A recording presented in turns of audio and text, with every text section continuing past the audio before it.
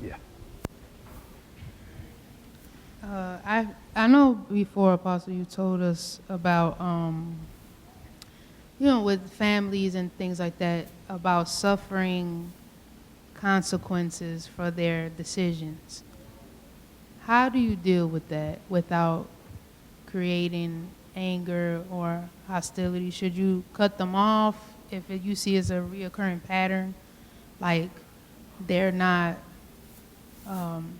really considering how their decisions would affect other people because they don't care Yeah. or the other person cares? Like, how do you deal with that without getting into an area of, because it could, like Minister Virginia was saying, like, with the forgiveness, like you forgive them and they say that they change, and then when the opportunity comes up, it winds up being the same thing. Yeah. So how do you deal with that? Like, should you cut them off? Should you just like slowly, gradually stop, interacting with them, or? Yeah. Yeah. Depending on who it is, when it gets to a point where your decisions is hurting me, and this is a pattern, some got to give here.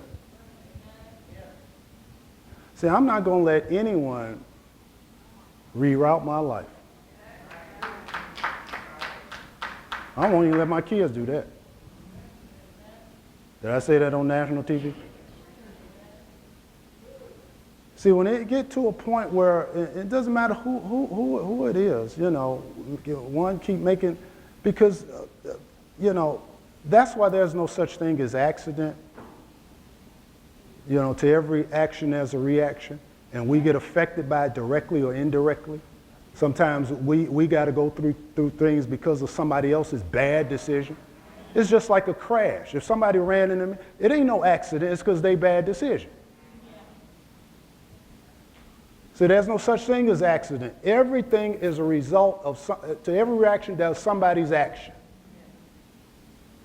Somebody shouldn't have been behind the wheel drinking. They shouldn't have been texting. Bad decision. There ain't no accident. They hadn't did that, this wouldn't have happened. So there ain't no slip, I messed, that ain't none of that. So now, if depending on who it is, if one is constantly doing that and it's affecting my life in a bad, negative way, then some does have to give. I mean, and you have people like that, who just I won't even call them carefree. It's just really, it's like it's just crazy. Like, what is wrong with you? But if you're gonna self-destruct, no, I'm not getting in the car with you. See, you got to almost take it like that. You wouldn't naturally get in the car with a drunk driver. I don't care if it was your brother. Your brother high and drink. I'm not getting in the car. I'm taking an Uber or I'm going to take the bus. So that can be with anybody. And I'm not saying it's always easy, especially if it's loved ones and certain things like that. But, their decisions made, and it goes into what we're saying even about helping people. I think I preached the message, and I think Pastor April did the 21st century reversion of when helping you is hurting me, it's time to let go. And I'm not saying it's always easy, but there comes a time in life with certain things, and this is not selfish, where like, I got to choose me. I love you, but this association right now is hurting me. So sometimes, I got to break for a season because this is hurting. So right now I got to choose me. I don't know how this got to that part, but sometimes you got to do that. And it don't mean you love people less. But if this association is not prospering, but it's hurting, and it's not joyous, but painful, no, I got to choose me.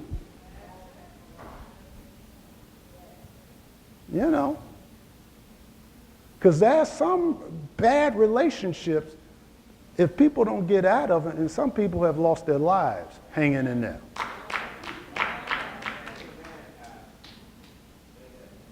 You know your brother getting high all the time, and you keep getting in the car with him. You know he a gangbanger, and you still keep hanging out to the store with him. Now, there's some shooters out to shoot him, but because you keep staying with him. See, I don't want to get too something with this. But sometimes you got to choose you. I don't know if that just went all over the board with it.